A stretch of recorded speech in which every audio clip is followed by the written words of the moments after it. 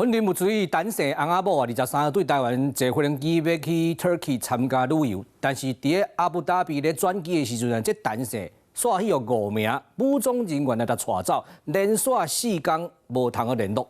不过，即马上新的消息呢，这单身已经去互放出来啊！即马去互抓等于咱伫个杜拜的即个办事处，所以到底是虾米原因，伊会去互带走呢？可能是伊即个护照的名，甲一名通缉犯的名，要讲去互误会啦。这详细情形，外交部即马咧调查当中。陈太太伫咧群组铺信息，搁附2张相片，写讲即马是土耳其时间12点半，杜拜时间半暝1点左右，翁婿互警察放出来。伊的翁婿23伫咧阿布达比转机的时，互5个当地武装人员带走，失联4天，今仔日传出互放出来好消息。当事人已获警方释放，当事人仍需在12月3号回警局报到。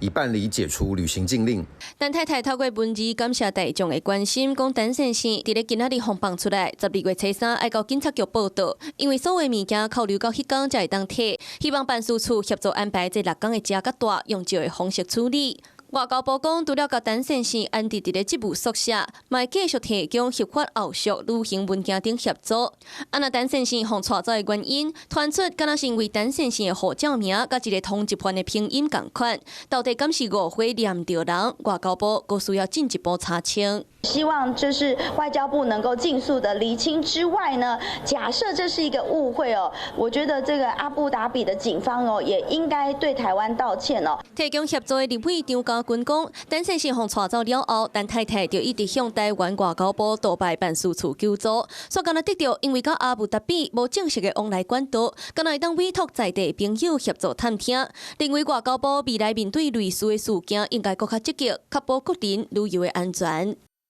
你好，我是宋彦明。想掌握最及时的新闻资讯吗？赶紧订阅、按赞、开启小铃铛，锁定华视新闻 YouTube 频道。